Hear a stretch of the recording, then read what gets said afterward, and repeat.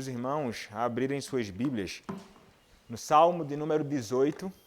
Nós vamos concluir este salmo neste dia, como temos feito todo o último domingo do mês. A pregação tem sido nos salmos, um salmo pela manhã, um salmo à noite, ou quando o salmo é longo, dividimos uma parte pela manhã, uma parte à noite.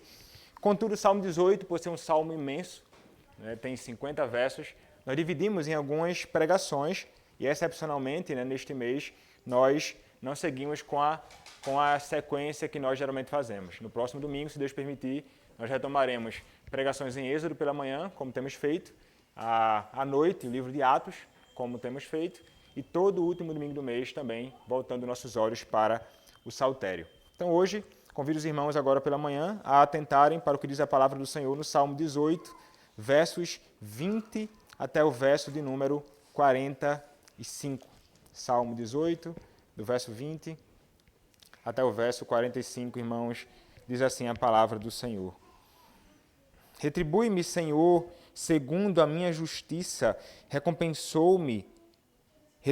retribuiu-me o Senhor, segundo a minha justiça, recompensou-me conforme a pureza das minhas mãos, pois tenho guardado os caminhos do Senhor e não me apartei perversamente do meu Deus, porque todos os seus juízos me estão presentes e não afastei de mim os seus preceitos. Também fui íntegro para com ele e me guardei da iniquidade. Daí retribuir-me o Senhor, segundo a minha justiça, conforme a pureza das minhas mãos, na sua presença. Para com o benigno, benigno te mostras, com o íntegro, também íntegro, com o puro, puro te mostras, com o perverso, inflexível. Porque tu salvas o povo humilde, mas os olhos altivos tu os abates, porque fazes resplandecer a minha lâmpada. O Senhor, meu Deus, derrama luz nas minhas trevas.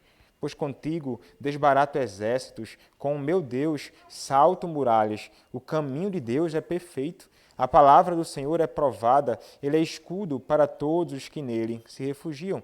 Pois quem é Deus, senão o Senhor? E quem é rochedo, senão o nosso Deus? O Deus que me revestiu de força e aperfeiçoou o meu caminho.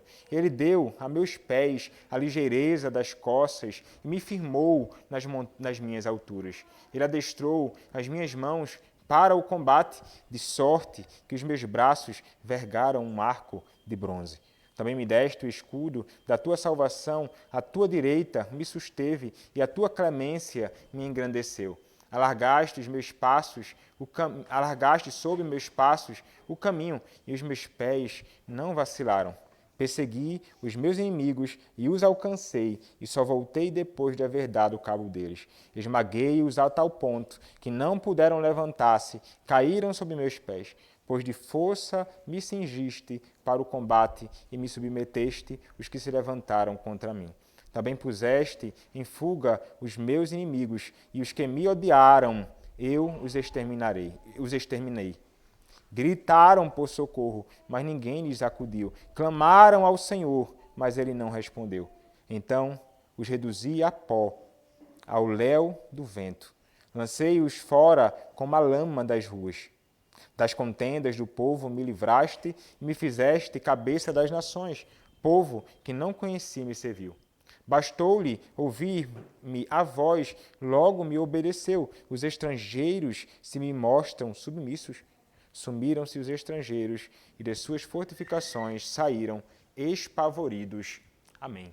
Vamos orar ao Senhor. Senhor Deus, a tua palavra está aberta, foi lida e neste momento, ó Pai, será exposta. Rogo a ti, Senhor, que o Senhor seja gracioso comigo. E que neste momento o Senhor me use para o louvor da glória do teu nome na exposição desta porção da tua palavra. Fala ao coração da tua igreja, dá-me graça, vigor, sobretudo espiritual, mas também físico, para anunciar, ó Deus, a tua verdade. É o que te peço, em nome do teu Filho, o Senhor Jesus Cristo. Amém.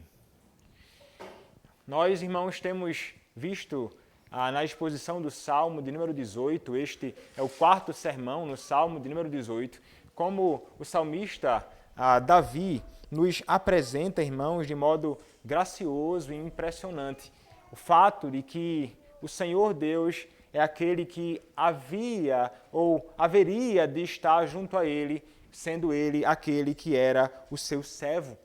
Davi sendo o servo e Senhor aquele que haveria de estar junto a Davi em meio a toda a sua caminhada, independentemente de todos os problemas que pudessem surgir nessa sua peregrinação. Nós temos visto como, à medida que nós caminhamos pelo saltério, nós identificamos a realidade dos inimigos do Senhor se levantando contra aqueles que são servos do Senhor. E Davi é, especialmente no saltério, objeto de toda a inimizade dos homens maus. Vimos que, como o Salmo mesmo nos indica, no título nos apresentado ao mestre de canto, Salmo de Davi, servo do Senhor, o qual dirigiu ao Senhor as palavras deste cântico no dia em que o Senhor o livrou de todos os seus inimigos e das mãos de Saul. Ele disse. Então percebe, irmãos, haviam inimigos. Mas esse salmo, como nós vimos, ele é escrito quando os inimigos de Davi haviam sido todos vencidos. Mas ele nos apresenta, irmãos, em uma linguagem poética, a realidade daquilo que ele experimentaram. E nós vimos que ele inicia o salmo dizendo que ele ama o Senhor. Eu te amo, ó Senhor, força minha. E vimos como ele vai declarar que o Senhor é tudo para ele. O Senhor, que é rocha, que é força dele, é também a sua rocha, é a sua cidadela, é o seu libertador, é o seu Deus, é o seu rochedo, é o seu refúgio, é o seu escudo, é a sua salvação, é o seu baluarte. Mas apesar dele experimentar, estar plenamente consciente de que Deus é tudo isso para ele, nós vimos como isso não o livrou de muitas angústias externas e internas.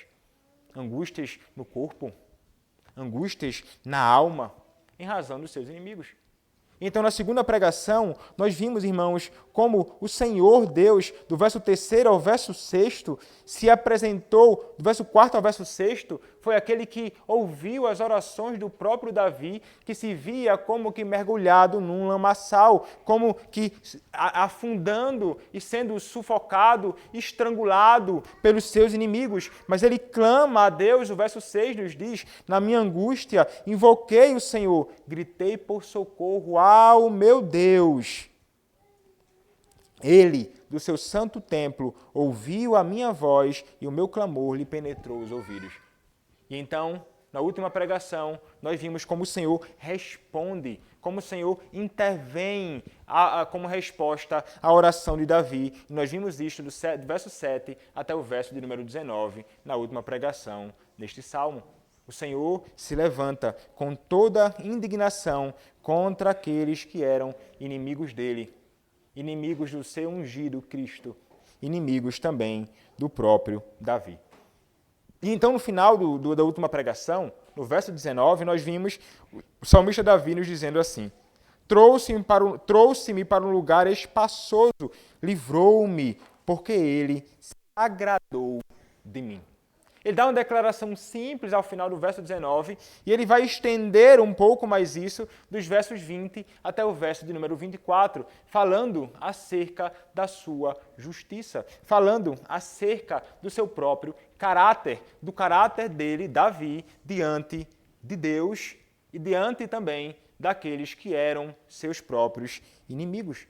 Daí então ele dizer, irmãos, com confiança, no verso 20, retribuiu-me o Senhor segundo a minha justiça, recompensou-me conforme a pureza das minhas mãos. É interessante, porque ele vai falar que o Senhor o retribuiu. O Senhor deu algo a ele em razão de algo que ele estava fazendo ou segundo um modo que ele estava caminhando.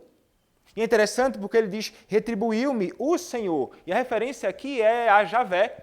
A Yahvé, trata-se do Deus do pacto, o Deus que é fiel, o Deus que é infinito, o Deus que é autossuficiente, o Deus que é misericordioso, o Deus que é abundantemente gracioso, sobretudo para com aqueles com quem ele está num relacionamento de aliança. O Senhor, então, o retribui segundo a sua justiça. O que seria isso, irmãos? Como é que ele pode dizer algo desta natureza? Porque certamente muitos de nós teríamos dificuldade em nos dirigir, ou dirigir a Deus, ou expressar palavras tais como estas. Mas ele vai falar sobre a sua justiça. Ele vai falar sobre inocência. Mas o que ele está querendo dizer com isso?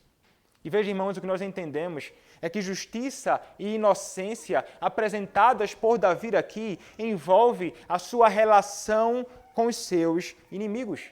Justiça e inocência em relação a tudo aquilo que os seus inimigos estavam fazendo contra ele. Ele estava sendo acusado injustamente. Ele estava sendo apontado com falsas acusações e com falso testemunho. Mentiras e perversidades estavam sendo ditas acerca de Davi. Por essa razão, irmãos, ele pode dizer, com respeito a esse caso dele, em particular, que ele é inocente e que o Senhor o retribuiria segundo a sua própria justiça. Então, o que nós encontramos aqui no Salmo 18, nós também encontramos, irmãos, em outras porções da Escritura. Por exemplo, no Salmo de número 17, que nós ouvimos a pregação, do verso 3º ao 5º, ele diz: sonda-me o coração, de noite me visitas, provas-me no fogo, iniquidade nenhuma encontras em mim. A minha boca não transgride, quanto às ações dos homens, pela palavra dos teus lábios eu me tenho guardado dos caminhos do violento. Os meus passos se afizeram às tuas veredas, os meus pés não resvalaram. Semelhante. Linguagem ainda semelhante nós encontramos no Salmo 119, versos 30 e 31, no Salmo 101, no Salmo de número 102, declarações como estas. E como vimos, irmãos, na pregação no Salmo de número 17, Davi afirma aqui uma justiça relativa. Uma justiça que se refere ao fato de que ele não quebrou os mandamentos de Deus na maneira também como respondeu ao próprio Saul e aos outros inimigos. Então note, trata-se de um caso, de uma ocasião em particular, ainda que envolva também a vida do próprio Davi em geral. Pela fé, irmãos, Davi se manteve a sua própria integridade, como nós vemos do versos 20 até o verso 24, a sua própria integridade diante do seu Deus.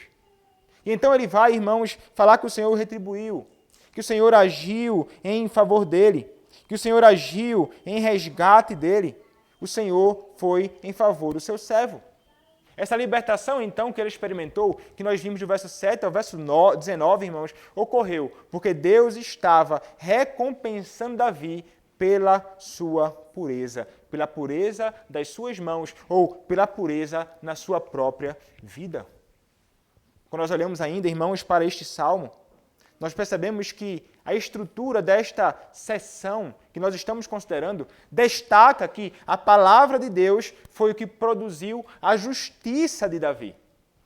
Veja, não é que Davi ele é justo por si mesmo.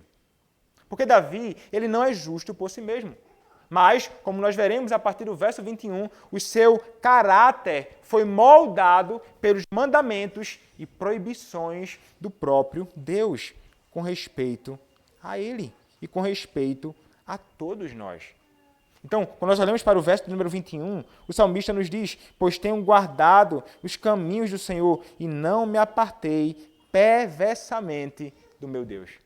A ideia, irmãos, apresentada aqui neste verso, quando ele diz, pois tenho guardado os caminhos do Senhor, ele diz claramente, eu tenho seguido, eu tenho andado pelo caminho de Yahvé, eu tenho caminhado pelas veredas do meu Deus. E ele quer nos mostrar, irmãos, o fato de que ele foi alguém que guardou os mandamentos do seu Senhor. Ele atentou, ele observou, ele não se apartou perversamente, mas se dedicou, voltando os seus olhos à palavra do seu próprio Deus. E note, ele de modo algum, irmãos, está dizendo aqui que ele não tem pecado em nenhuma dessas declarações dos versos 20 a 24. De modo algum, ele está dizendo que ele não possui pecado, mas ele vai negar que ele andou de modo tão perverso a ponto de abandonar o seu Deus. Ele não foi perverso a ponto de negar o Senhor. Ele não foi perverso a ponto de experimentar na sua vida a apostasia. E é isso que ele quer nos dizer no verso 21, quando ele diz, pois tenho guardado os caminhos do Senhor e não me apartei perversamente do meu Deus. O reformador João Calvino nos diz: o verbo apartar que ele usa não denota apenas uma queda, mas aquela apostasia que totalmente remove ou aliena o homem de Deus. Davi, é verdade, às vezes caía em pecado movido pela fragilidade da carne, mas jamais desistiu de cultivar a piedade, nem abandonou o serviço para o qual Deus o chamara. Então, ele atentava para as verdades do seu Deus e ele não viveu em apostasia. Ele não abandonou o seu Senhor. Ele estava apegado ao seu Deus, em toda a sua vida, ainda que em muitos momentos ele tenha caído também em pecado, como todos nós. Mas o verso número 22 nos diz mais, irmãos. O texto nos diz assim: porque todos os seus juízos me estão presentes e não afastei de mim os seus preceitos. Então, mais uma vez, irmãos, veja, Davi, ele de modo algum, ele está dizendo que possui perfeição moral. Contudo, irmãos, ele está dizendo que é alguém que procura diligentemente viver sob a palavra de Yahvé, como a regra para a sua vida, e também em obediência às palavras de Yahvé. Quando ele fala aqui no verso de número 22, ele vai dizer preceitos, não é? Os teus juízos me estão presentes e não afastei de mim os teus preceitos. Juízos e preceitos aqui, em várias transposições da Escritura também, são sinônimos da lei do próprio Senhor. Ele está se referindo à palavra de Deus, a lei que nós lemos, inclusive, aqui. E toda a lei do Senhor também externada ou expressa em outras porções da própria Escritura, como o Pentateuco mostra a nós de modo muito claro.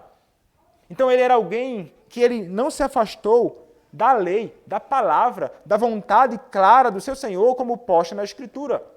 Então, os juízos e os estatutos de Yahvé estavam sempre diante dos seus olhos. Ele não é que ele vivia 24 horas olhando para a lei ou para a Bíblia, mas é que ele não desviava os olhos da palavra do seu Senhor. E o que isso indica? Indica que ele, de modo algum, viveu na sua caminhada a ponto de não atentar na sua caminhada para a lei do seu Deus. Ele voltava com frequência os seus olhos para esta palavra. Ele se recordava desta palavra em ocasiões oportunas na sua própria peregrinação. Ele foi alguém que procurou ter os seus olhos fitos, não somente no seu Deus, mas também na verdade do seu Senhor.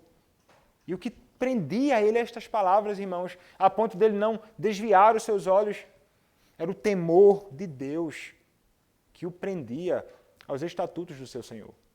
Aquele que teme a Deus, irmãos, é aquele que reverencia ao Senhor. Reverencia ao Senhor, honra o Senhor. Aquele que teme a Deus é aquele que odeia o que o Senhor odeia, mas ama aquilo que o Senhor ama.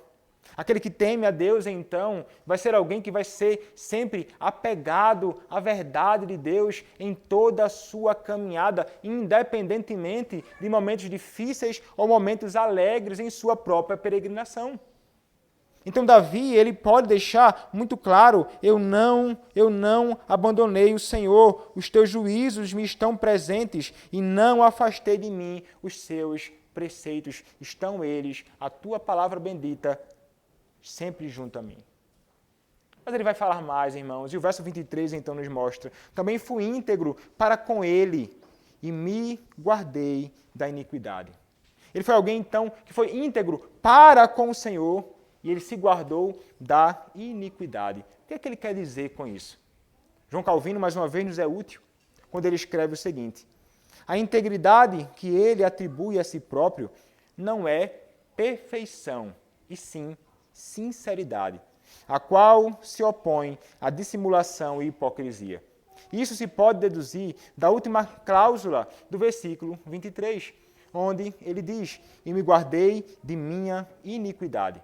Ao expressar-se nesses termos, ele tacitamente reconhece que não era tão puro e isento de sentimentos pecaminosos ao ponto de a malignidade de seus inimigos não excitar frequentemente sua indignação íntima e mortificar seu coração.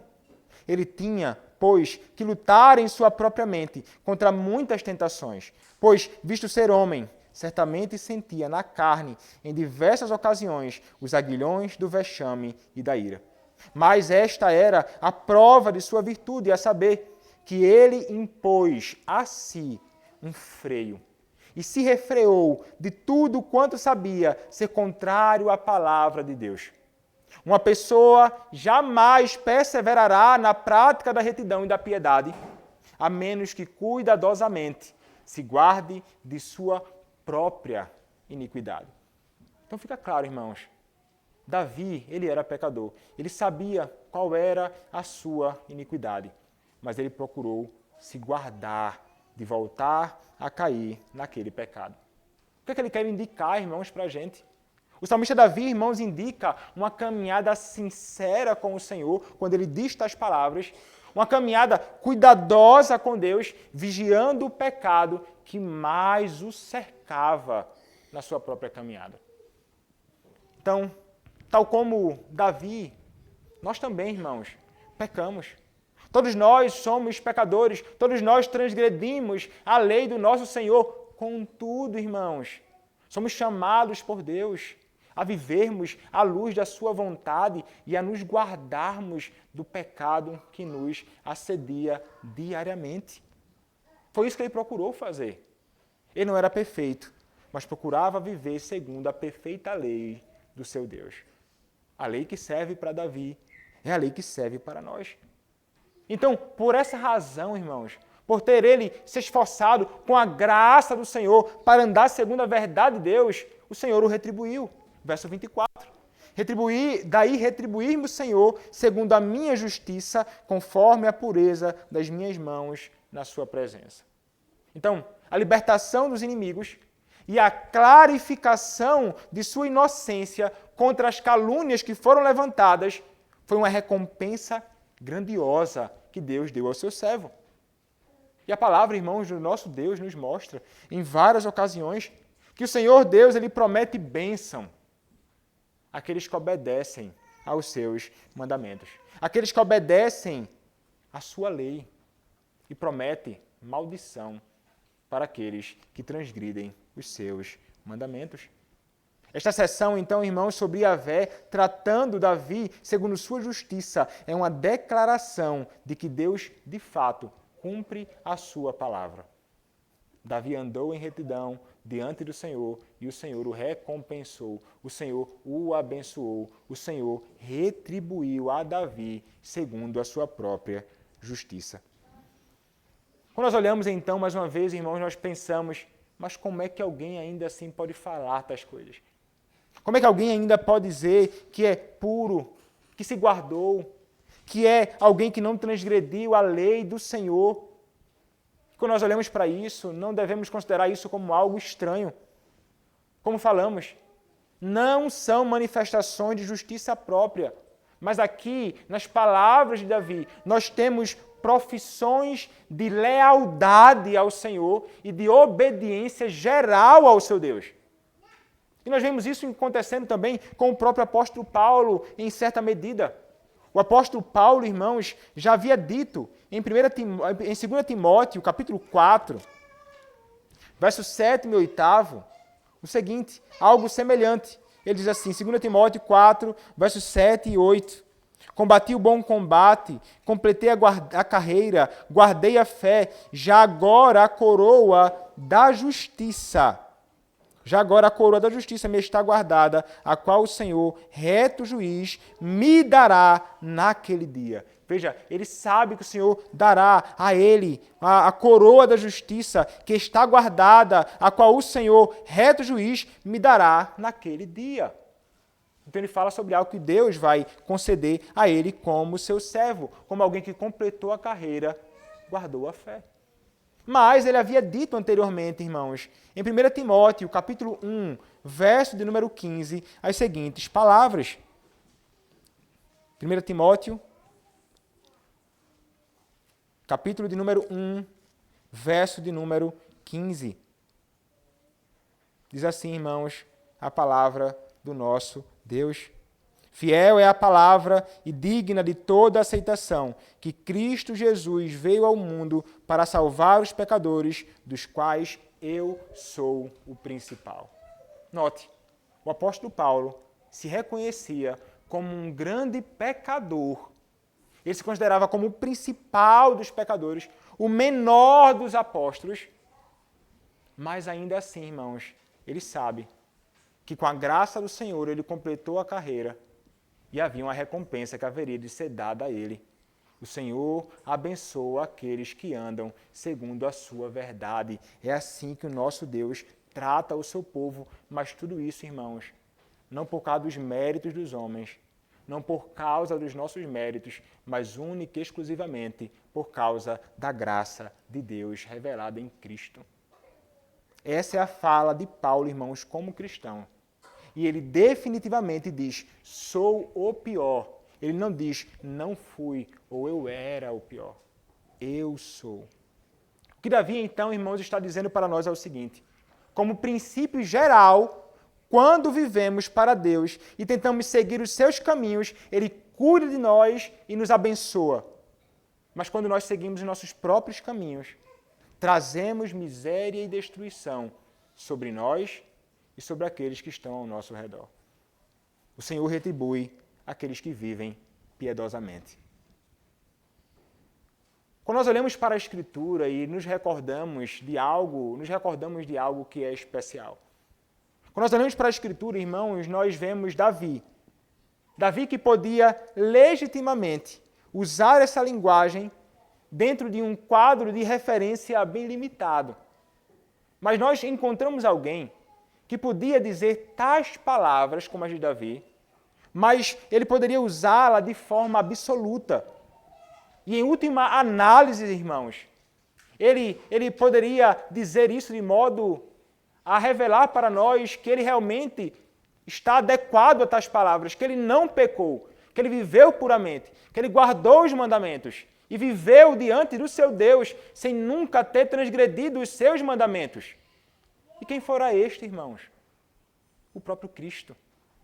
Cristo é aquele que pode dizer de modo absoluto que ele guardou completamente os mandamentos de Yahvé. Ele cumpriu perfeitamente toda a lei do Senhor sem quebrar um sequer dos mandamentos de Deus. Davi não poderia dizer isso absolutamente. Em termos gerais, sim. Mas Cristo, sim, irmãos, poderia dizer. E ele pode dizer, porque como nos mostra a palavra, irmãos, Cristo é aquele que viveu e nunca cometeu pecado algum. O apóstolo Pedro, em 1 Pedro, capítulo 2, versos 21 a 22, irmãos, nos diz assim. 1 Pedro, capítulo 2, versos 21 e 22. Porquanto para isto mesmo fostes chamados, pois que também Cristo sofreu em vosso lugar, deixando-vos exemplo para seguires os seus passos, o qual, referindo-se a Cristo, não cometeu pecado, nem dolo algum se achou em sua boca. Esse é o nosso, irmãos, Cordeiro. Esse é o nosso Senhor. Este é o nosso Salvador. E é só porque ele viveu essa vida perfeita, guardando os mandamentos do Senhor, em sua obediência ativa, cumprindo os mandamentos, em sua obediência passiva, sujeitando-se a toda a lei de Deus, é que nós podemos, junto a Davi, viver segundo a palavra do Senhor. Porque ele cumpriu por nós perfeitamente. Porque ele experimentou o juízo que deveria cair sobre nós. Porque ele viveu a vida que deveríamos viver. Porque ele morreu a morte que eu e você deveríamos morrer. Para que pudéssemos agora, irmãos, viver para ele, segundo os seus mandamentos. E a fim de que possamos também, semelhantemente a Davi, a Paulo e a tantos servos do Senhor, dizer que o Senhor é aquele que também haverá de nos recompensar por sua graça, por atentarmos para os seus mandamentos. é promessa do nosso Deus, irmãos, de um Deus que não pode mentir. De um Deus que cumpre perfeitamente aquilo que Ele falou. Se há algo que Deus não pode fazer, é mentir. Se Ele prometeu, irmãos, Ele haverá de abençoar aqueles que procuram viver segundo a vontade do seu Deus. Então veja, irmãos, Davi, ainda assim, ainda que nós saibamos que ele se esforçou para isso, mas nós devemos entender, irmãos, que o que ele recebe como retribuição e a graça que ele teve para observar os mandamentos do Senhor é pura misericórdia de Deus. A causa de qualquer misericórdia sobre nós, irmãos, não está em nós, mas no livre amor de Deus por pecadores indignos como nós. Como foi o caso do próprio Davi. Veja, irmãos, quando nós olhamos para o que nós consideramos do versos 20 a 24, nós temos algumas regras para vivermos segundo elas. Nós devemos atentar a isso, segundo nos mostra um puritano chamado David Dixon. Ele diz o seguinte: primeiro, nós devemos ter certeza de seguir os caminhos que a palavra de Deus permite. Nós devemos ter certeza, irmãos, que o curso que nós temos tomado, o caminho que nós temos andado, é um caminho segundo a verdade do nosso Deus, que é para nós a nossa única regra de fé e de prática. E assim, irmãos, caminhando, nós poderemos dizer, semelhantemente a Davi, eu guardei os caminhos do Senhor. Também, irmãos, se em nossa fraqueza nos desviar, não devemos persistir em um caminho errado, mas retornar ao caminho da obediência a Deus, para que possamos dizer com Davi, não me afastei perversamente de meu Deus, nem da fé, nem da obediência, na prática da verdade do Senhor, de modo nenhum. Se nós atentarmos, então, irmãos, para isso, se nós atentarmos para a nossa fraqueza, nós haveremos de lutar contra elas. Mas veja, irmãos, a nossa fraqueza pode nos afastar do nosso Deus, mas que esse afastamento de Deus não seja um afastamento a ponto de nos levar à apostasia de modo algum. Davi não apostatou da fé, irmãos. Quando nos desviamos dos mandamentos do Senhor, o nosso Deus nos chama a retomarmos o nosso caminho com Ele, firmando os nossos pés nas suas veredas. Como o próprio Davi nos expressa e nos mostra como uma prática adequada. Uma outra coisa que nós devemos fazer, irmãos, devemos colocar todos os mandamentos de Deus e também seus juízos escritos diante de nós, para serem observados, um tanto quanto o outro. E devemos ter respeito, irmãos, pelos juízos de Deus, a sua palavra, que foram ameaçados e executados também, para que possamos dizer, como Davi, todos os seus juízos estavam diante de mim, eu não tirei seus estatutos de mim. Aí, irmãos, está para nós impresso o dever que eu e você temos, de voltarmos os nossos olhos continuamente, irmãos, todos os dias, em devoções nossas ao nosso Senhor, a palavra do nosso Deus, para que possamos, de alguma forma, andar segundo esta verdade do Senhor. Com frequência somos inclinados e tentados a voltar os nossos olhos para outras coisas, a lermos outras coisas, a procurarmos ocupar o nosso tempo com coisas que muitas vezes, se não, na maioria das vezes, são desprezíveis. Mas não deveria ser assim, irmãos. A palavra do nosso Deus deve estar diante dos meus e dos teus olhos todo dia, o dia todo, se possível for. É isso que o nosso Deus requer de mim e de ti. Devemos também, irmãos, estudar a sinceridade em nossa conduta, fazendo boas ações de maneira correta, com os princípios certos e para o fim correto, para que possamos dizer, eu também fui reto diante dele. Veja, irmãos, nós só conseguiremos viver de modo agradável ao Senhor, uma vida reta diante do nosso Deus, se nós, de fato, atentarmos para a sua palavra. Eu tenho que reforçar esse ponto sempre, para mim e para todos nós. É necessário, irmãos, e veja, o nosso Deus nos dá tantas oportunidades para isto, irmãos. O nosso Deus nos dá diariamente a graça de termos diante dos nossos olhos a palavra de Deus escrita ou em aplicativos no telefone. Nenhum de nós tem desculpa para dizer que não tem tempo nem acesso à palavra. E veja, nós podemos então ter acesso a isso, mas lamentavelmente nós não nos voltamos como deveríamos. Mas qual é o nosso dever? Nós devemos, como Davi, procurar olhar para a palavra, como falamos no estudo na quinta-feira aqui na nossa reunião de oração e doutrina, com um tempo dedicado a uma leitura sistemática da própria palavra do nosso Deus, lendo-a capítulo após capítulo em nossa devoção particular. Me refiro a você sozinho com a sua própria Bíblia e o seu Deus. Mas não somente isso. Também dedicar um tempo a meditar na palavra. Não é só ler apressadamente. Quando nós lemos a palavra apressadamente, nós estamos pecando contra o Senhor. Estamos desprezando as palavras do Senhor. E não deve ser assim. Devemos ler a palavra com reverência e com santo temor. Mas também meditando. Separando uma porção daquilo que lemos. Ou de um outro texto da Escritura. Para aplicar aquele texto à nossa própria alma. Vendo se nós temos vivido segundo aquela verdade de Deus. Como esse texto aqui. Será que nós temos andado em integridade, como Davi falou e andou em integridade? Será que nós podemos dizer as palavras ditas por Davi? Isso é você refletindo à luz do texto e aplicando a você mesmo. Qual a sua conclusão? A conclusão será: eu não tenho vivido assim como Davi viveu. Eu não tenho vivido como o Senhor requer de mim, como revela a sua palavra. Isso deve, irmãos, então, ser uma aplicação a nós mesmos. Não é você pensando em fulano, beltrano, cicrano, não é em você. Em você somente. Então essa palavra é aplicada ao seu próprio coração. E essa palavra, então, vai encontrar morada em seu coração. Mas não somente leitura da palavra, não somente meditação. É fundamental que nós cantemos a palavra do nosso Deus. É fundamental que nós leiamos com as nossas famílias a palavra. É fundamental que nós estejamos na adoração pública ao Senhor, ouvindo a palavra do nosso Deus ser lida, ouvindo a palavra do nosso Senhor ser proclamada aos nossos corações, para que possamos, então, viver segundo elas. Porque, irmãos, não há a menor possibilidade de vivermos uma vida e uma conduta reta a parte do conhecimento da palavra. É necessário que conheçamos para que possamos viver de modo que seja digno.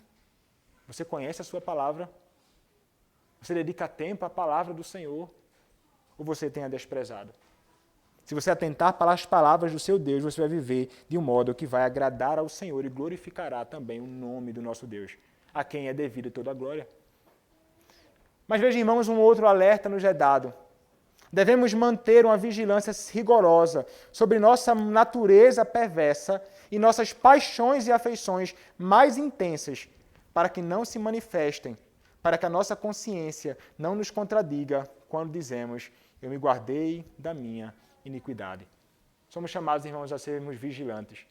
A palavra do nosso Deus nos diz: vigiai e orai. Vigiai e orai.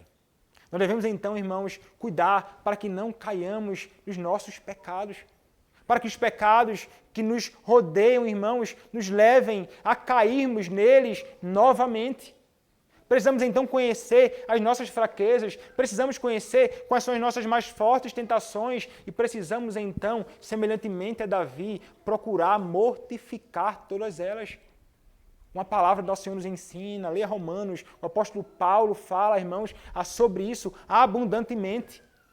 Se nós não mortificarmos o pecado que nos assedia, o pecado haverá de nos matar, disse John Owen. Se você não matar o pecado vai matar você. Então há, irmãos, a necessidade urgente de cuidarmos disto. E cuidaremos disto se nós atentarmos para o meio ordinário que Deus nos deu, que é a sua palavra. Aproveite toda ocasião oportuna que o teu Deus te der, para que você se debruce na palavra, seja lendo-a ou ouvindo-a, ser lida ou proclamada, para que você possa viver para o seu Senhor. Davi, deste modo, viveu, irmãos, este é o caráter de Davi. Mas a partir do versículo número 25, irmãos, até o verso 29, nós encontraremos Davi nos apresentando qual o caráter do seu Deus.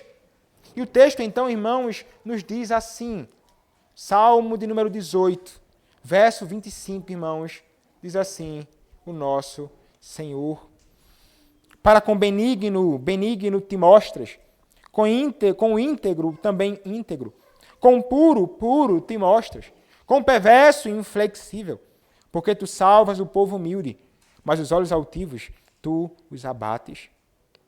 Note, para com benigno te mostras, com íntegro também íntegro. Benigno. O benigno é o justo. O benigno é o fiel. Para com o fiel, para com o justo, para com o bondoso, benigno te mostras. E a ideia, irmãos, aqui é de que a palavra que nós traduzimos por benigno, ela está conectada ao conceito que nós já falamos aqui em outras ocasiões do amor leal do nosso Senhor, do que nós chamamos de hesed, um amor fiel, um amor imutável do nosso Senhor, um amor que nos vincula a Deus num vínculo inviolável, um amor que é invencível para com os seus servos. Então, um amor compromissado. Então, quando ele vai falar sobre o benigno, ou o fiel, ou o justo, aponta, irmãos, aqui para um amor compromissado que o justo, fiel, benigno tem entre ele e o seu Deus.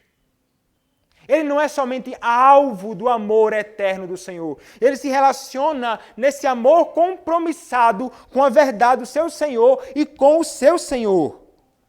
E é isso, irmãos, que nós encontramos neste verso. O Senhor, então, vai ser bondoso e benigno, vai ser fiel e gracioso, vai ser amoroso para com aquele que é fiel a Ele, para com aquele que é benigno, para com aquele que é bondoso, para com aquele que é justo. Mas veja, o Senhor é benigno para com o benigno. Veja que o Senhor dá ao homem aquilo, segundo aquilo que ele viveu. Por pura graça, sempre tenha em mente isto. Mas ele diz ainda no verso 26, com o puro te mostras, com o perverso inflexível. Então, com aquele que procura andar em impureza, segundo a verdade de Deus, que é o que vai permear toda esta sessão, irmãos, o Senhor, então, vai se voltar com atos puros, como sempre faz, obviamente. O Senhor não comete pecado algum, mas a ideia de retribuição, o Senhor dando a alguém aquilo segundo o modo que ele viveu. E, então, ele vai dizer, com puro te mostras. Contudo, ele diz, com o perverso, inflexível. Quando ele fala, irmãos, com puro te mostras, com benigno te mostras, ele não está se referindo somente a ele. Ele está estendendo essa realidade, irmãos, a todos quantos procuram viver segundo a verdade do seu Deus. Davi, irmãos, reconhece aqui que Deus age de maneira semelhante com todos que buscam honrá-lo. Qualquer um que seja fiel, qualquer um que seja irrepreensível, qualquer um que seja puro diante dele. E isso, irmãos, deve servir para encorajar todo o povo do Senhor a um amor compromissado e leal com Deus, como o próprio Davi experimentara na sua própria caminhada com o seu Senhor. Saber disso, irmãos, deve nos encorajar a vivermos atentando para a verdade do Senhor, certos de que o Senhor, em sua graça, haverá de nos abençoar abundantemente. Mas e quanto aos perversos? E quanto àqueles que caminham em caminhos tortuosos? Como ensina o final do versículo 26, parte B. Deus não age perversamente, em modo algum, mas Ele lida, irmãos, com eles de uma maneira que corresponda à sua própria atitude e comportamento. Quando o homem, ele age de um modo que é perverso, ou seja, de um modo ímpio, de um modo estranho à palavra do Senhor, contrário aos mandamentos de Deus, o Senhor haverá de se voltar contra ele, manifestando sua justiça, manifestando o seu juízo, manifestando sua punição, manifestando a sua pesada mão. Essa é a realidade que haverá de ser experimentada por todos quantos vivem neste mundo sem se voltar para Deus em sincero arrependimento. mas vivem segundo seus próprios prazeres perversamente, devemos estar conscientes de que o Senhor, ele será inflexível. O Senhor, ele não vai baixar a guarda. O Senhor haverá de se voltar contra estes com toda a sua indignação, como nós vimos na última pregação, o Senhor se levantando com toda a sua fúria, desbaratando e vencendo e esmagando todos os inimigos do seu servo e ungido Davi. Não podemos então, irmãos, brincar com esta realidade, esta verdade exposta na Escritura. O Senhor, irmãos, é aquele que não ama e não se deleita no perverso. O Senhor ama a justiça e, como consequência, ama aqueles que vivem em justiça e que também andam humildemente com o Senhor. O verso 27 nos diz isto. Quem é que o Senhor salva, irmãos? O texto nos diz, porque tu salvas o povo humilde, mas os olhos altivos, tu, quem? Tu, Senhor, os abates. O Senhor, então, irmãos, é aquele que se volta para aqueles que são humildes. Essas 4 declarações sobre como Yahvé trata as pessoas, dos versos 25 a 26, são seguidas por 3 declarações explicativas.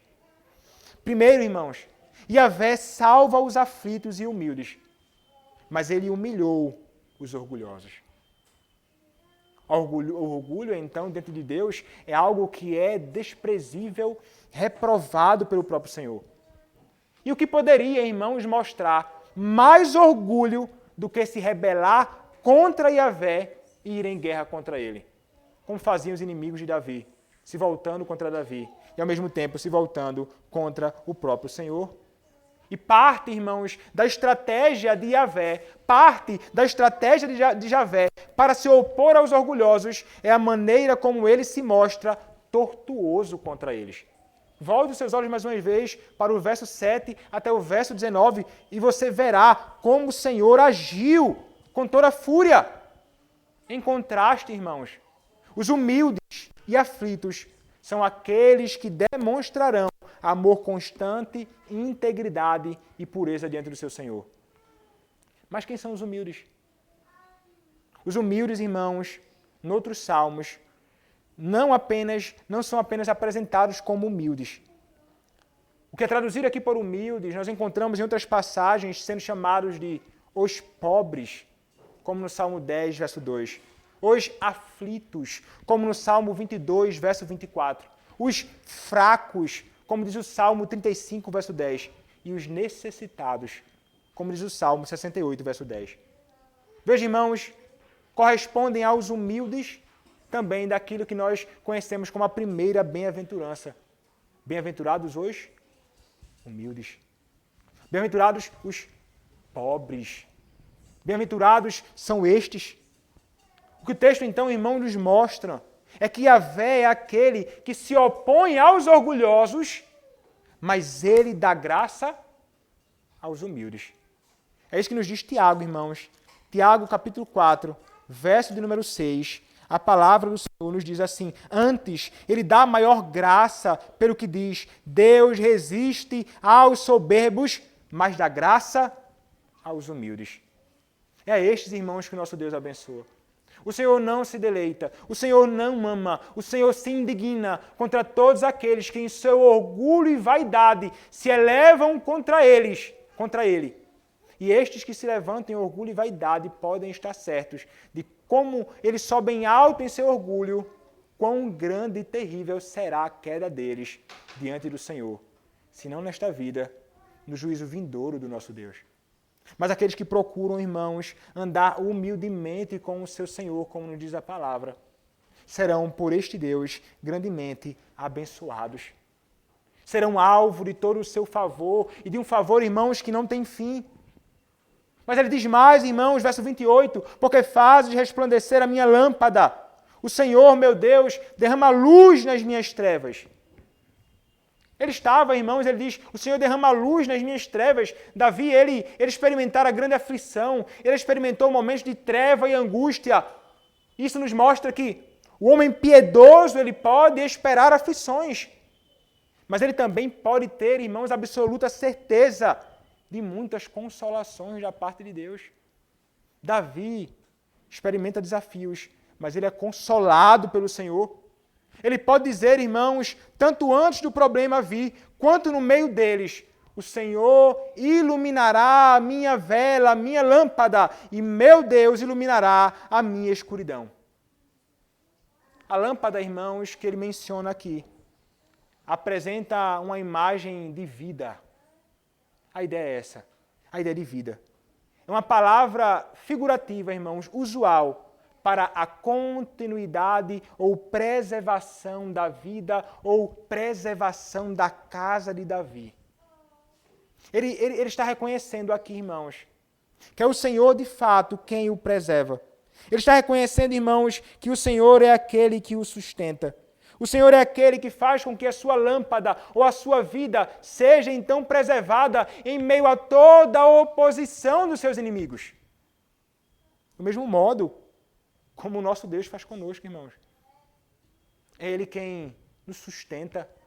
É Ele, de fato, quem preserva a nossa vida. É Ele quem nos guarda em meio a toda a oposição dos nossos inimigos. E Ele, então, irmãos, que nos dá consolações, até mesmo enquanto nós experimentamos toda a inimizade e oposição dos inimigos. Apesar de caminharmos na retidão do nosso Deus, ainda assim os homens maus se levantam contra nós, mas o Senhor é aquele que não permite que a nossa lâmpada seja apagada. E ele diz ainda, falando sobre luz nas trevas, e isso, irmãos, provavelmente se refere à maneira como a palavra de Yahvé traz luz na escuridão moral e na caminhada de Davi. E de fato, irmãos, é deste modo que o nosso Senhor age, não somente com Davi, mas também com todos aqueles que são seus servos. Mas note, irmãos, quando nós olhamos para a palavra no verso número 29, ele diz, e ele vai então reconhecer essa realidade, de que é o Senhor quem está com ele. Ele diz, pois contigo desbarato exércitos, com o meu Deus eu salto muralhas. Veja, irmãos, Davi não pode estar falando, como ele vem falando aqui nesses versos que consideramos, sobre autoglorificação. De modo nenhum, ele não está se glorificando, ele não está se exaltando. Ele não está agindo aqui de modo arrogante. Seria estranho ao que ele falou anteriormente, que o Senhor humilha os arrogantes. De modo nenhum ele está sendo assim. Mas ele dificilmente, irmãos, indicaria que toda a sua suficiência vinha de Yahvé. E é isso, irmãos, que ele faz. Ele de modo algum rejeita a ideia de que o Senhor é aquele que é toda a sua suficiência em meio a tudo aquilo que ele experimenta. Ele diz isso, verso 29. Pois contigo desbarato exércitos, com o meu Deus salto muralhas. Ele não se considera como alguém que está fazendo tudo isso sozinho, não. Ele não é um lobo solitário em um conflito contra seus inimigos, não. Ele sabe que o Senhor está com ele. E ele sabe, em meio às suas lutas, que ele precisa do Senhor. E veja, irmãos, ele vai inclusive descrever isso, dos versos 30 a 36. Davi descreve o que Yahvé já realizou por ele nos versos 30 a 36. Olha o que diz o texto, verso 30. O caminho de Deus é perfeito. A palavra do Senhor é provada. Ele é escudo para todos que nele se refugiam. Aqui então, irmãos, nos versos 30 a 36, nós percebemos que algo vai unificar isso. E o que vai unificar essa seção são as referências a Yahvé como seu escudo. Ele tem Yahvé como aquele que é o seu defensor. Aquele que vai ajudá-lo a enfrentar tudo. E aquele que de fato deu vitória a ele. Por isso que ele diz, o caminho de Deus é perfeito. Nós podemos, irmãos, comparar essas palavras ditas aqui no Salmo 18, verso 30, com a palavra que nós encontramos na Escritura em outra ocasião. Sobretudo o que nós encontramos sendo dito ele sobre o Senhor Deus como aquele que é a sua rocha. O caminho de Deus é perfeito, a palavra do Senhor é provada. Ele diz, irmãos, que os caminhos de Deus foram sempre a sua provisão, o modo que o Senhor Deus o guiou, foram sempre perfeitos. O termo, irmãos, perfeito, é descrição da atividade de Deus para com Davi. Porém, irmãos, a sabedoria, o amor e o poder de Deus refletem-se na relativa integridade e realização que ele produz por meio daqueles que são seus servos. Então os caminhos do Senhor não podem ser chamados e tidos como tortuosos. Os caminhos de Deus, em todos os seus atos, são perfeitos, são puros. Por que razão, irmãos? Porque o Senhor Deus é puro e perfeito. Nada do que Ele faz pode ser considerado como imperfeito ou impuro. Porque tudo o que Ele diz, bem como tudo o que Ele faz, está inerentemente ligado a quem Ele é. É deste modo, então, que o Senhor faz isto, conduzindo a vida de Davi de modo perfeito. E então ele pergunta, verso 31, pois quem é Deus senão o Senhor? E quem é rochedo senão o nosso Deus? Quando nós olhamos para Deuteronômio 32, verso 31, nós encontramos as seguintes palavras: a rocha deles não é como a nossa rocha. Quem é Deus senão o Senhor Javé? Quem é Deus senão Iavé? Quem é Deus senão o Senhor Deus do pacto? Quem é Deus senão o Deus infinito? Quem é Deus senão o Deus imutável? Quem é Deus senão aquele que nos ama com um amor que é leal e perfeito? Ele quer nos dizer, irmãos, que não há outro Deus além do nosso Deus. E que esse Deus, o Senhor Javé, é uma rocha. Ele é aquele que é o fundamento da confiança de Davi. Confiança esta que não pode ser abalada, porque é fincada sobre uma rocha que é inabalável. E essa rocha é o nosso Deus. Veja como ele começa a estabelecer essa realidade, irmãos. Não é por meio dele ou pela força dele, mas por causa daquele que é o seu próprio Senhor. E do mesmo modo, irmãos, nós experimentamos isto, nós podemos dizer ao mundo que se levanta com toda a sua fúria, quem é Deus senão o Senhor? Não há outro Deus além de ti. O Senhor, nosso Deus, é o único Deus vivo e verdadeiro. E podemos estar, irmãos, confiantes por estarmos com os nossos pés fincados sobre Ele, que é a nossa rocha.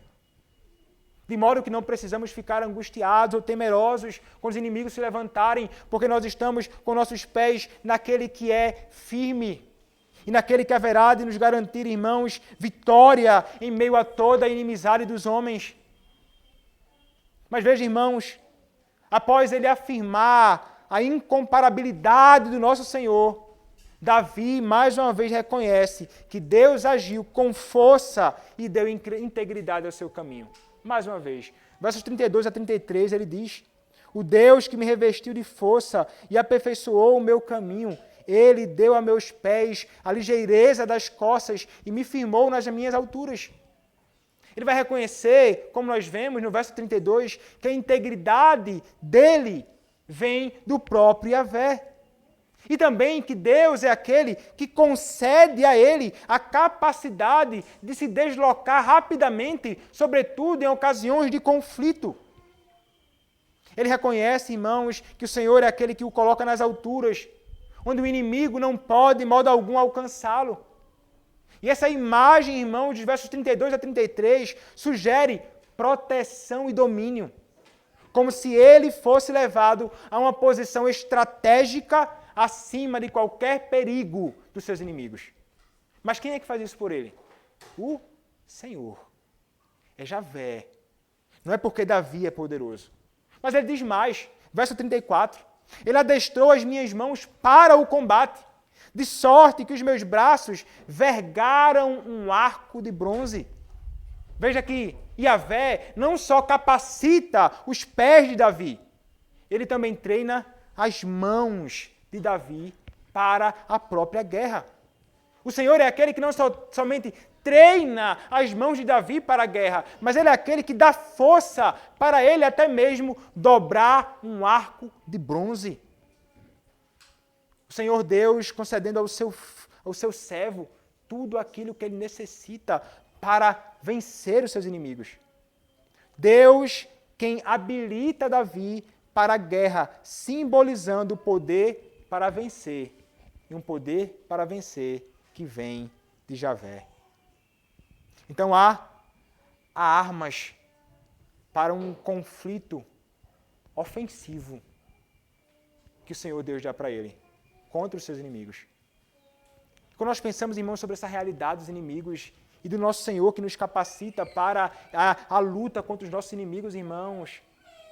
Nós podemos pensar em vários, mas nós podemos, irmãos, pensar em 3 inimigos principais: Satanás, a carne e o mundo, contra os quais Davi também lutava nos seus dias, além dos inimigos físicos que eram usados pelo próprio Satanás.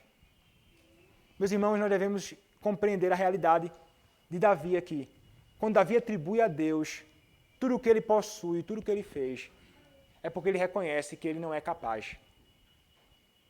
Ele reconhece a sua miséria. Ele é pecador, frágil, fraco, ele é incapaz.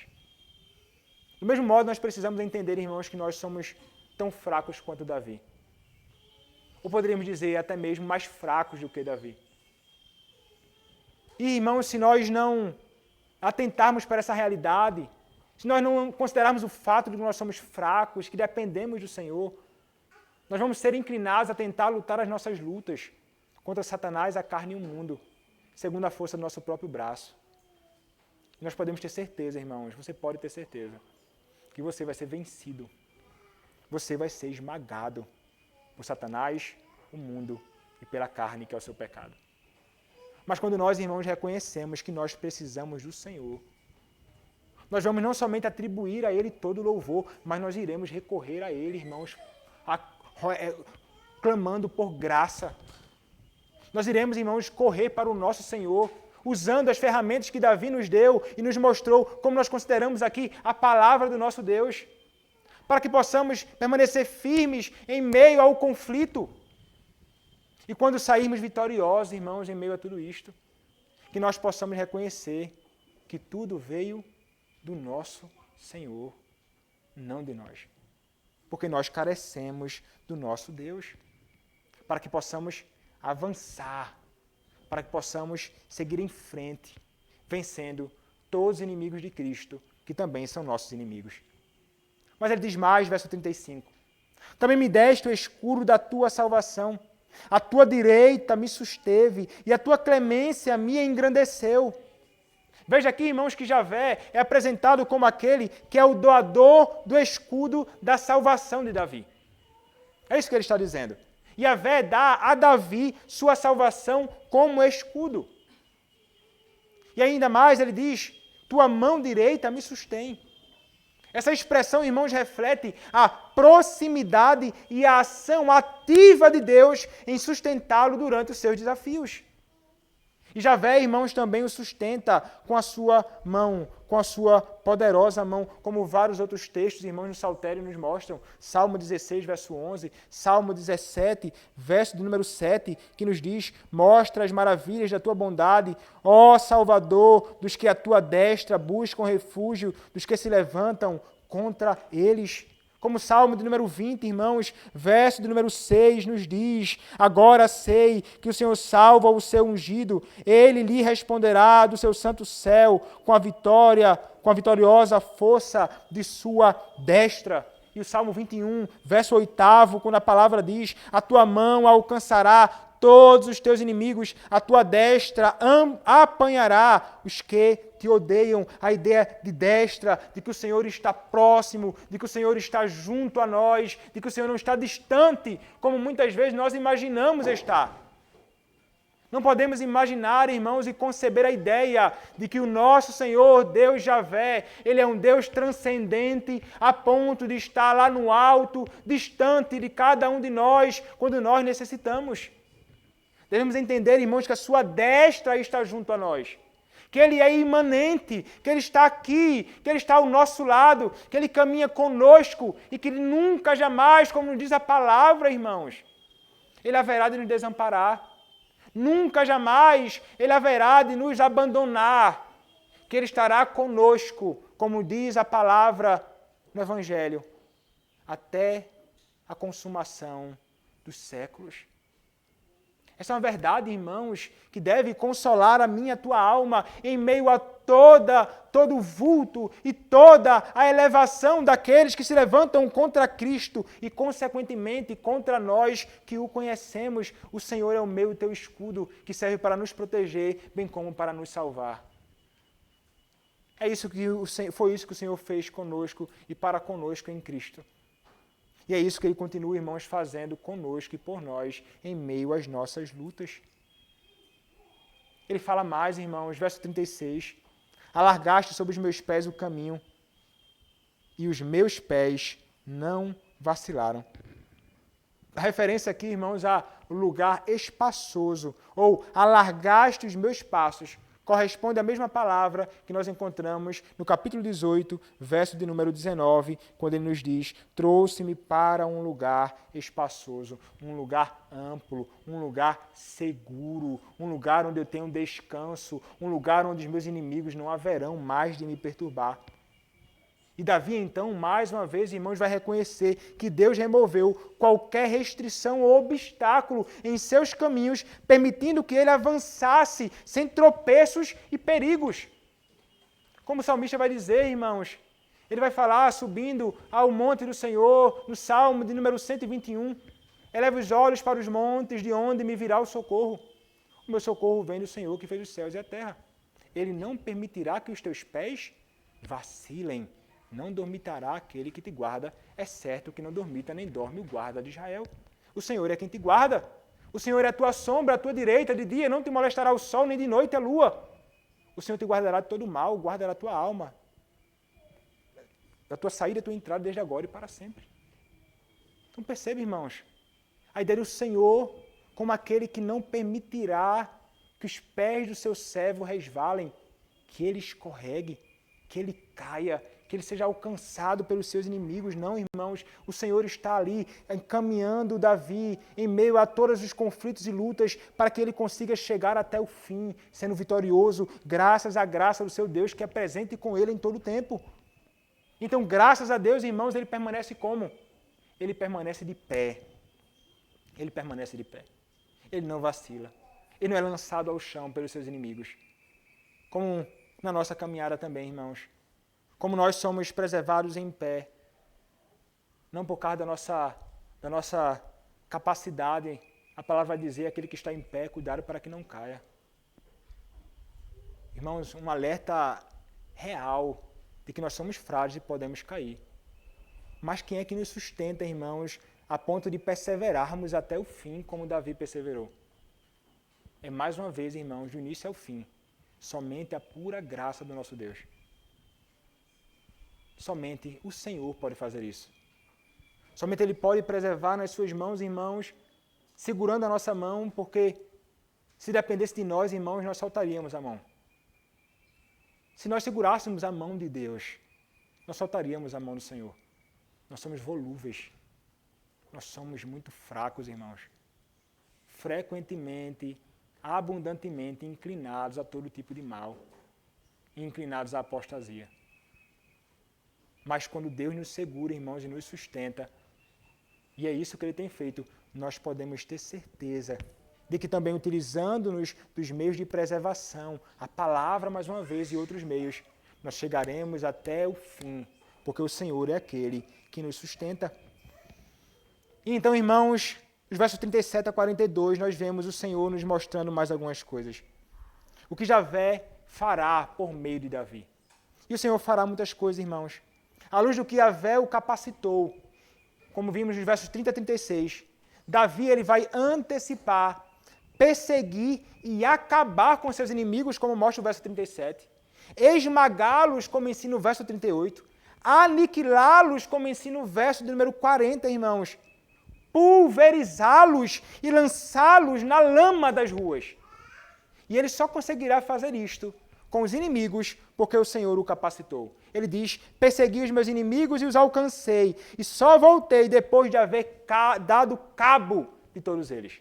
Ou seja, eu venci todos, não há nenhum mais.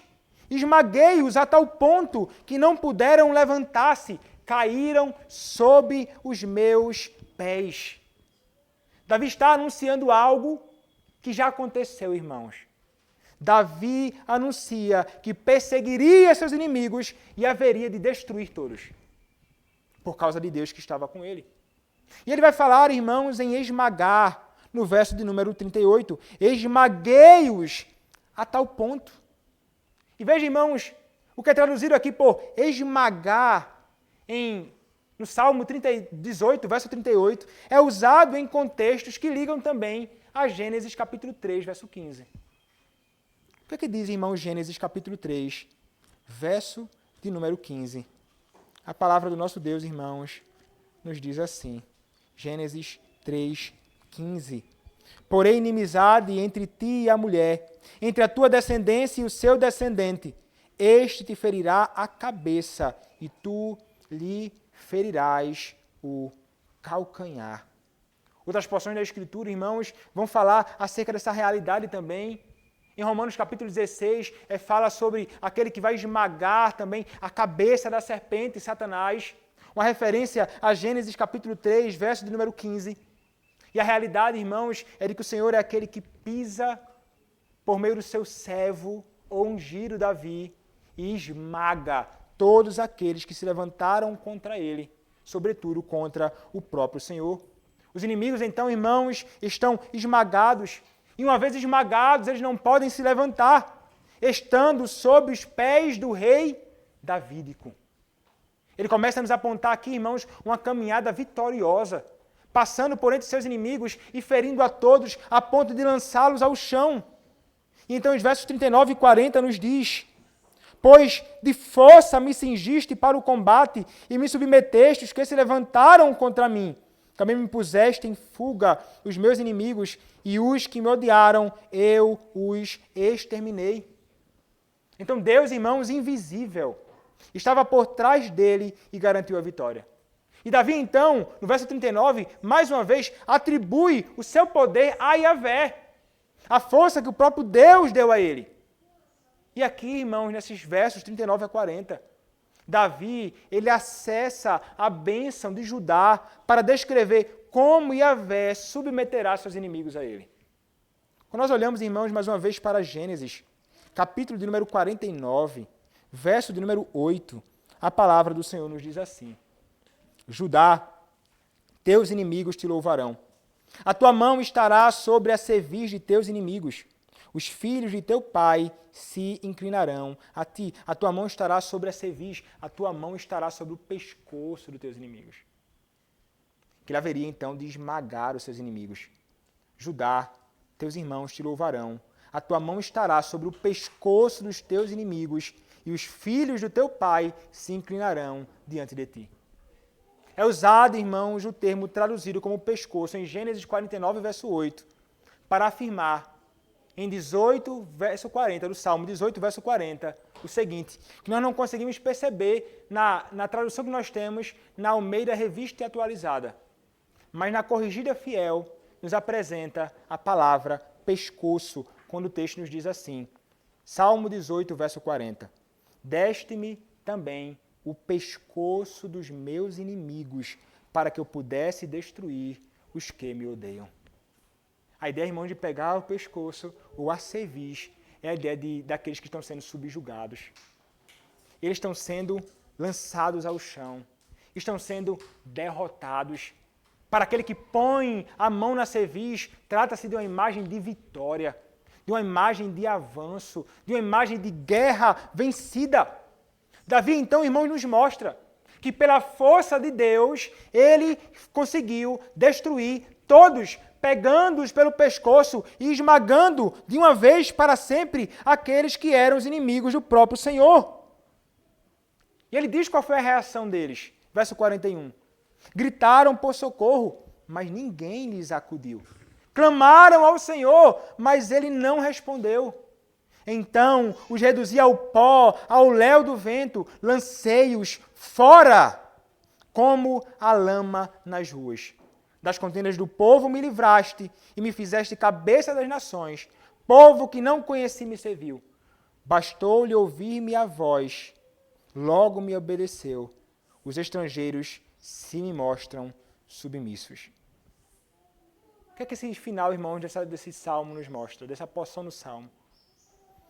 Deus deu a Davi, o ungido, domínio sobre tudo. Domínio sobre todos os seus inimigos. Domínio sobre outras nações. como até mesmo 2 Samuel capítulo 8 nos mostra. A realidade dos inimigos vencidos agora de alguém que está reinando. As palavras sobre o povo que ele não conhecia no verso de número 43, irmãos, parecem ter inclusive relação com as palavras de Isaías, capítulo 55, verso de número 5, quando a palavra do Senhor nos diz: eis que chamarás a uma nação que não conheces. E uma nação que nunca te conheceu correrá para junto de ti, por amor do Senhor teu Deus e do Santo de Israel, porque este te glorificou. As vitórias, irmãos, são a promessa de coisas ainda maiores. O que nós encontramos no Salmo de número 2, irmãos, versos 7 a 9, oferece a Davi não somente a realidade da vitória contra os seus inimigos, mas que o Senhor haveria de dar ao seu santo ungido, Cristo, os confins da terra.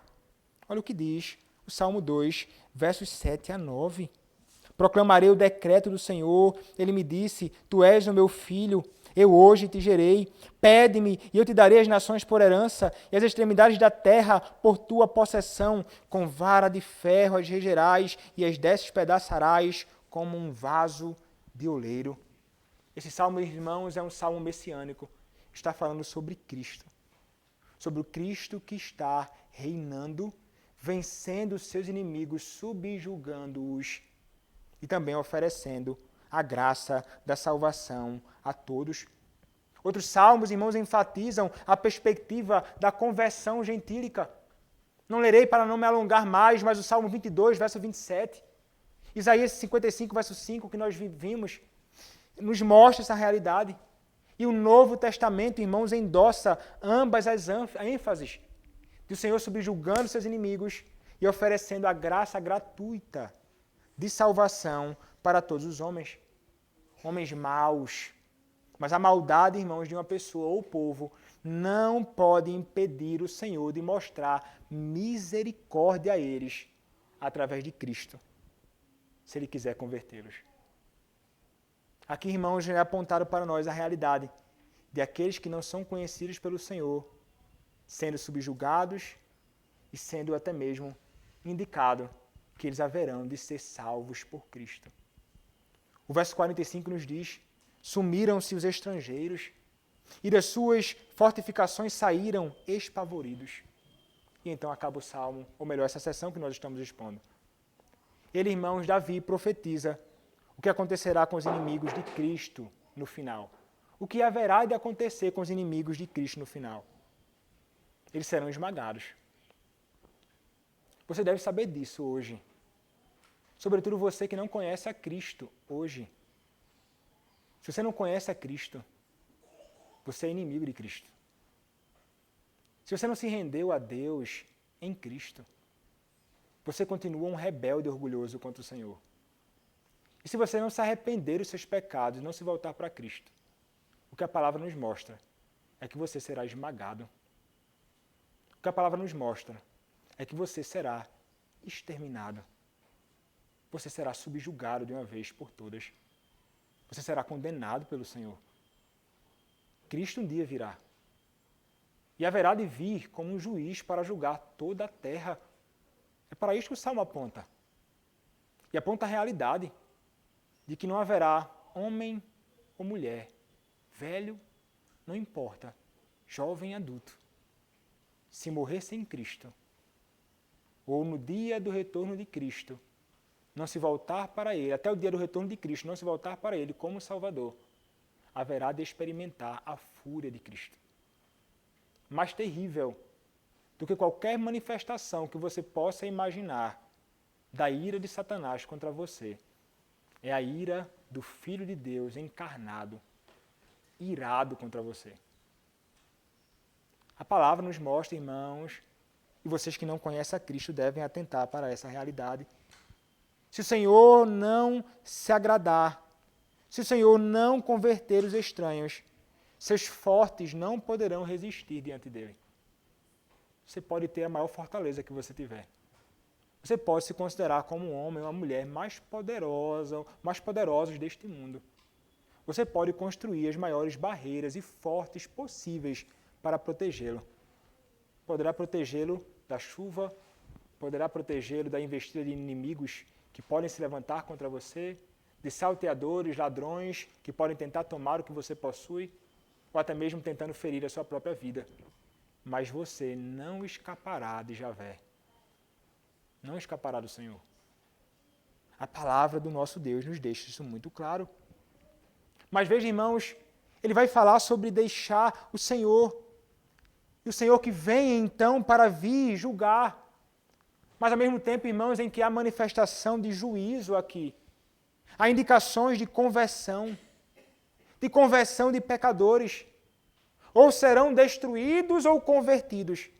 Ou serão transformados em servos do Senhor, ou continuarão como servos da carne, do mundo e de Satanás. Ou continuarão estranhos a Deus, ou serão conhecidos por Ele. Não há caminho outro além desses dois caminhos. Mas só um caminho, de fato, conduz a Cristo e que livra o homem da ira do Senhor. Ou melhor, somente um caminho conduz a Deus. E somente este caminho livra o homem da justa ira de Deus. A graça do nosso Deus, irmãos, é revelada do Antigo ao Novo Testamento como uma graça que é abundante e que é dirigida a todos os pecadores indiscriminadamente. A palavra do nosso Deus, irmão, nos mostra que a graça do nosso Senhor, ela não é concedida única e exclusivamente àqueles que são do seu próprio povo. A graça abundante do nosso Deus é oferecida também para os gentios. A graça do nosso Deus é oferecida a nós, gentios. A graça do nosso Deus é oferecida ao mais ímpio dos pecadores deste mundo. A graça do Senhor é dada a todos os homens livremente e todo domingo, por meio da proclamação do Evangelho, essa graça é ofertada. E este que é ofertado gratuitamente em sua palavra é o próprio Senhor Jesus Cristo. Aquele que é tipificado, irmãos, neste salmo. Aquele que é tipificado em todas as ações de Davi. Ele é aquele que é revelado, é aquele que é indicado. Davi era uma sombra daquele que haveria de vir. E o Senhor, então, haverá de ser gracioso, salvando, então, aqueles que se voltarem para Deus por meio de Davi. Não. Mas aqueles que se voltarem a Deus por meio de Cristo. Por meio da proclamação do Evangelho de Cristo. A palavra do Senhor, irmãos, é o cetro de seu reino e a espada pela qual o Senhor submete seu povo para Ele mesmo. É a palavra de Deus. É o cetro do seu reino e o meio através do qual, a espada através da qual Ele submete os homens a Ele mesmo. A quem você se sujeita hoje? A quem você é submisso hoje? O Senhor te chama, por meio do Evangelho, a arrepender-se da sua vida vil e dos seus pecados e a se voltar para Cristo. Sujeite-se às palavras de Cristo. O Senhor te chama hoje, dando graça abundante e livre para você, ocasião oportuna, para que você abandone seu orgulho e sua altivez e se volte para o Senhor Jesus Cristo. Não é por meio do seu esforço, não é por meio da sua capacidade, não é porque você é legal, não é porque você é bacana, não é porque você é inteligente, não é porque você é rico, não é porque você é pobre, que você haverá de conseguir acesso a Deus, mas é única e exclusivamente por meio de Cristo Jesus.